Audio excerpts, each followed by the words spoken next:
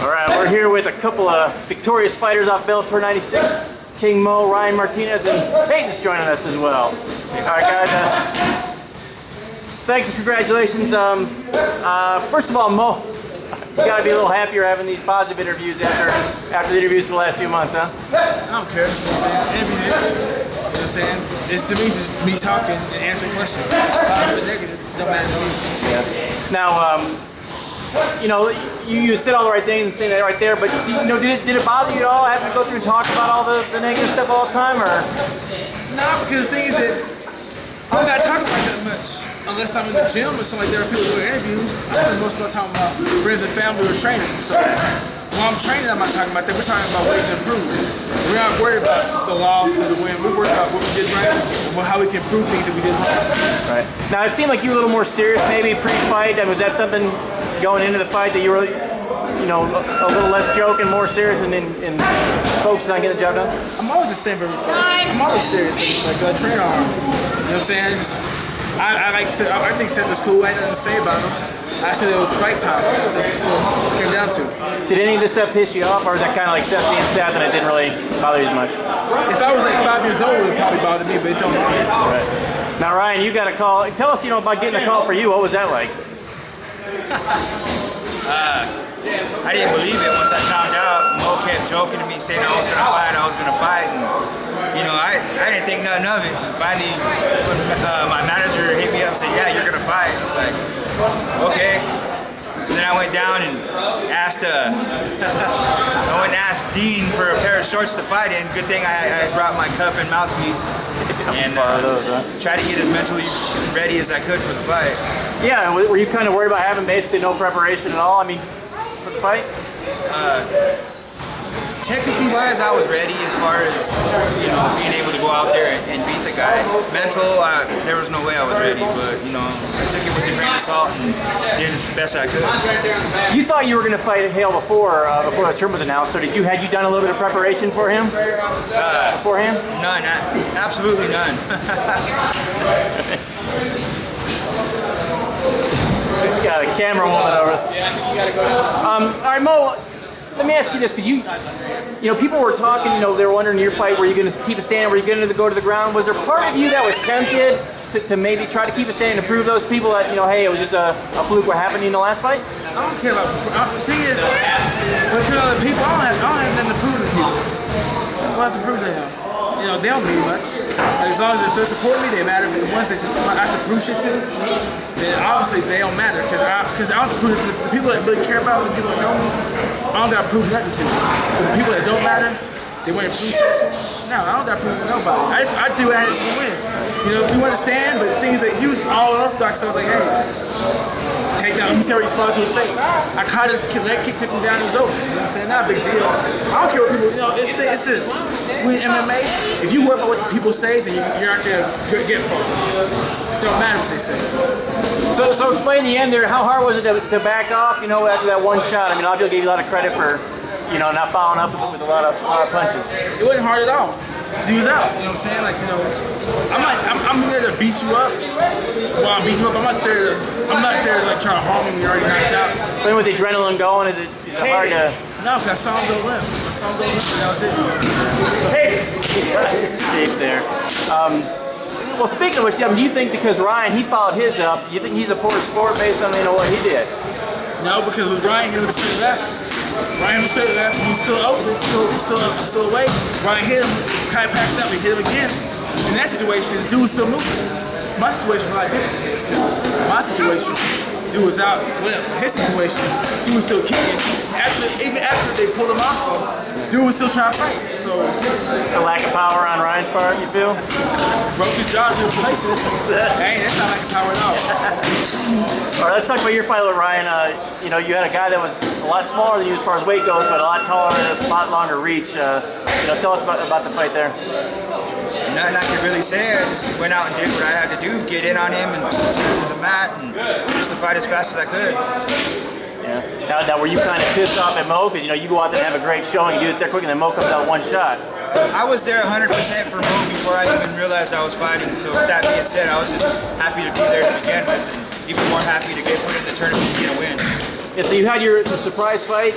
You get done. Were you still able to go in the corner and work with Mo? And what was that like finishing your fight and then going work in someone else's corner? Actually, I didn't get to work his corner, but I got to walk him out, and I was in the cage after he won. It was a perfect ending to a good night. You know what I mean? There's not a lot of times you get a fight on your teammate's card, and to both pull out wins like we did, it was a very good night for us. Just thoughts real quick on Babalu. Obviously, he lost his fight against Jacob Noe. Thoughts on his announced retirement, and Mo, are you glad that in a way that you don't have to fight him because of it? Well, the thing is, we fight for a living, and I want Babalu to make money. You know what I'm saying? He's in a good school, successful school, so he can do that. Babalu's my boy. I've known him for a long time, almost 10 years. You know, we were cool before I even started fighting. He came to train with me while I was wrestling. He wanted to wrestle. We were training together and training something. You know, so it was sad to see him go, man. That's my boy. But, you know, he felt like it was time for him to go, so, you know, I respect what he had to do. Yeah. Yeah.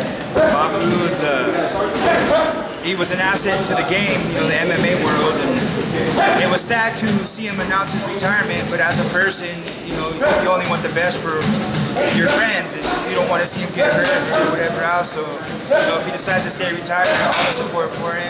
If he decides to step in the cage, you know, all the support for him. It's good to see that Mo and Babalu don't have to fight because they were friends before that, even if they had to fight, you know what I mean? It always kind of sucks to fight your friend, but that being said, I'm glad to see what Mo has in store for Noe because I know it's going to be fireworks. Yeah, let's talk a little about your next opponents. And speaking of Noe, it seems like this might be the first time, Mo, you've had some real animosity going against your opponent in your next fight. Explain the background of that a little bit and what you think he has on as far as an opponent. There ain't no background. You know, I have a homeboy named Carlton C. Major, you know what I'm saying, Little. He's from Memphis. And he hit me a few times on Twitter saying he need a place to train. So I said, all right, man, go to Dallas, stay with my brother, train in Dallas Octagon and team down, and you know, to see what happens. Well, they're training, and he goes back and he says that Jacob Noe is talking about how he wants to fight me and how he's gonna beat me and how this and that. But whenever I see Jacob, he ain't ever make eye contact. He be acting all scared. He looking away. So I'm like, whatever, I ignore him. I go to the syndicate, fuck syndicate. I go there, that's not me, you know what I'm saying? Ryan and Roy and the dudes, that's me. I go there, dude's there, he joins the team, supposedly. And the owner of syndicate, he's a cool dude. George Lucas' stepson or son-in-law. He's a cool dude, you know what I'm saying? Man, Lucas' husband, it's cool as hell. He said, look, you know, Jacob Noe to the team, you know, but let's try to work something out to where you guys train different times. I'm like, cool, whatever. Then this other dude named John Wood, whoever he is, I don't know who he is, he's the coach there. He comes up and was like, look, Jacob Noe's on the team, you can't train here no more, sorry. You know what I'm saying? So I heard two different stories, so I was like, you know what? Fuck it, I just go there and train with the gym. So let me get this right. You got booted from Syndicate because of Jacob Noe. Yeah, pretty much. That doesn't sound right, does it? No, it's cool, but I'm saying, like, look, the original owner, Amanda Lucas' husband, was like, hey, he's a cool dude, mind you. Respectful, I like him. He was like, hey, we can work something out to where, you can come at a different time, no, we can come at a different time. I could come earlier or come later, because, I don't spar with nobody else there but Roy and Hainita. So I was like, we can do that. Amanda Lucas' husband was like, yeah, that's cool, let's do that. John Wood comes and was like, nah, you can't train here no more. Well, as a fighter, what do you think of Noe? Were you impressed with what you saw against Babalu, or? No. Not impressed. Not impressed. Only thing he has is size. Other than that, no, there's nothing he does. Nothing.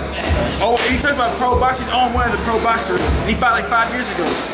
You know what I'm saying? 5-6 years ago, dog. I see box red. You know what I'm saying? You can't fool me. He ain't no pro boxer. All right, Ryan, you're coming in your next fight. You're fighting Vitaly Minakov. First two fights against Travis and against Haley or not, you were underdog going into them.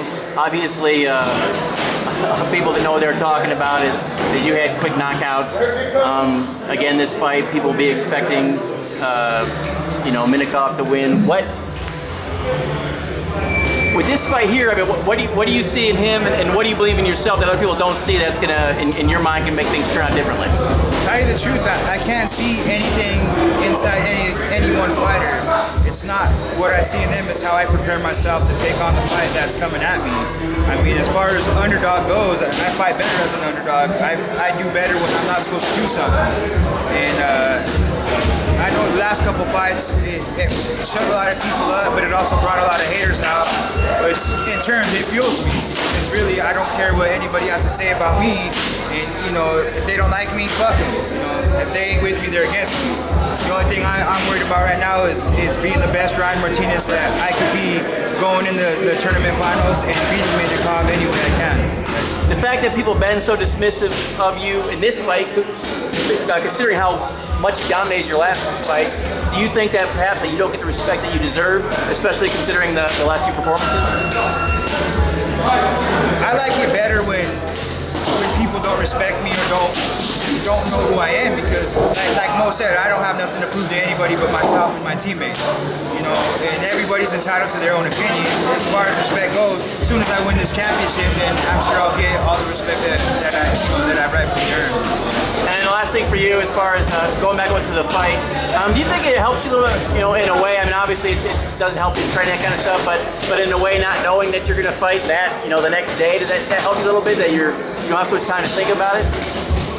Yes and no. I mean, thank God I was prepared technically, you know, working with Roy and Mo for their camps, but mentally it was really it was like a mind screw for me, because I couldn't dial in and get focused mentally for that fight. So basically I took it just as another sparring match and try to see what openings I had to where I could finish my opponent.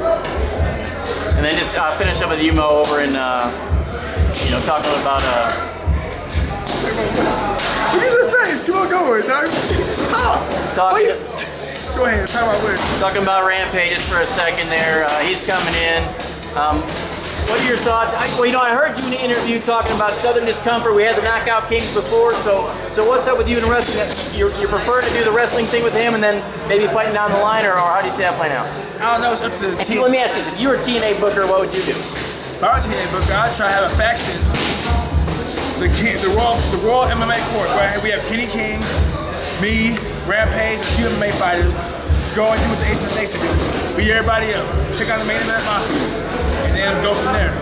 How would Ryan Martinez do as a wrestler? I need to. I don't know, man. He's like the Mexican Bruce of our beefcake. All right, this is the very last question for you. They brought Rampage in, now he can do wrestling, he can do the fighting just like you. Do you feel there's kind of a, I know you guys are friendly now, is there like a friendly competition to see who's the legitimate sports star? No, I don't compete with nobody, myself and my teammates, because we try to compete to be the best.